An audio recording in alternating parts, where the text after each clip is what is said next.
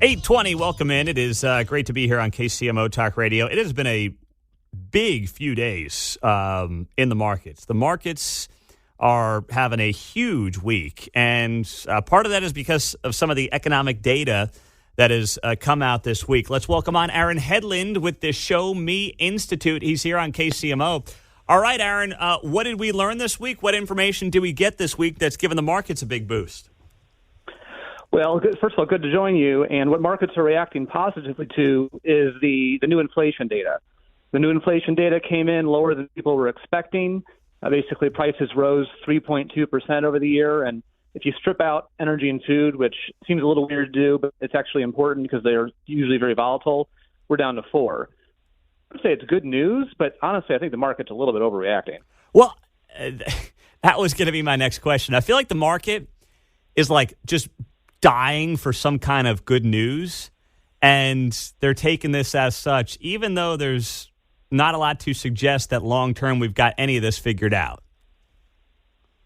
Completely agree. First of all, a survey came out recently from the University of Michigan that says that consumers are starting to kind of have locked in higher inflation expectations.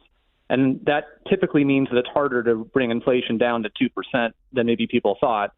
And secondly, the news was only a little bit better, but I think that the Wall Street is just desperate for rate cuts. And any piece of news they can look at that's going to say, oh, rate cuts are coming, they jump on it. I mean, I saw a report that said they thought the Fed's going to cut rates by 3 percentage points next year. What? That to me seems utterly delusional. Oh, my goodness, yeah.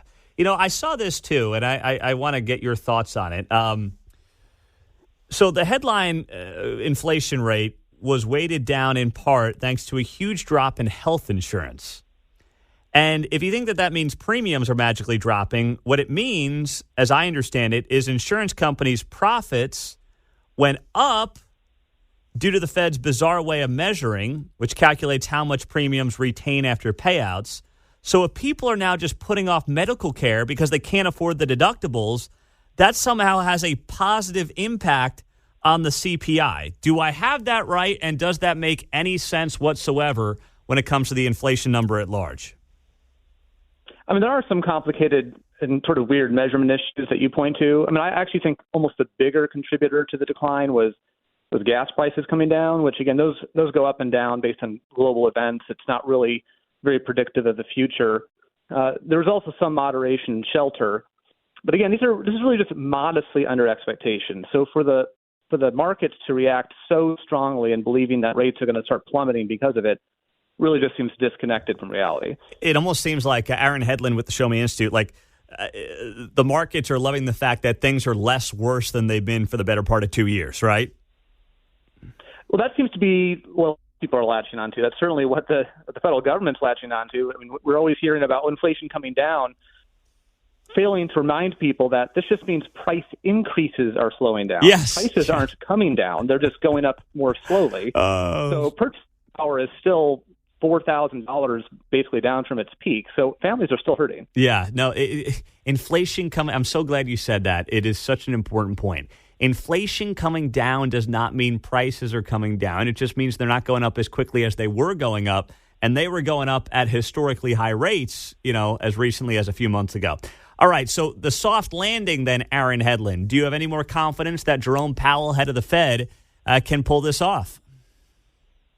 I think a soft landing is possible, but it's still far from guaranteed. The analogy I still have in my own mind is it's kind of a turbulent flight. We're down to 4% year over year for the core inflation measure, so it needs to get down to 2%. And that last 2 percentage points might actually be very difficult to achieve, which is why I think that rates falling by 3 percentage points is completely nuts. And frankly, if rates do fall by a lot next year, the only reason that would happen is if we enter recession. Well, yeah, I was going to say, if rates come down next year, it's because we are entering a recessionary phase here. That's the only way that I see them actually cutting rates. If not, we're probably in this kind of an interest rate environment for the foreseeable future. Yeah, I think Wall Street has become very accustomed over the past 10 years, 10 plus years, to an ultra low rate environment. And frankly, if Jerome Powell does succeed at getting a soft landing, so what that means is inflation will come back down to 2% without rates having to be cut a lot. So Wall Street's going to have to figure out, what do they want? Do they want a soft landing but higher rates? Or do they actively want a recession so rates go low? I mean, I certainly hope not the latter. Yeah.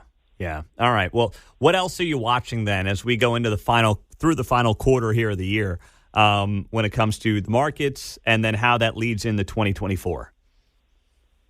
The big question to me is still the consumer. When you saw the most recent GDP report, which a lot of people were crowing about as being a very positive thing, it was because consumer spending was high.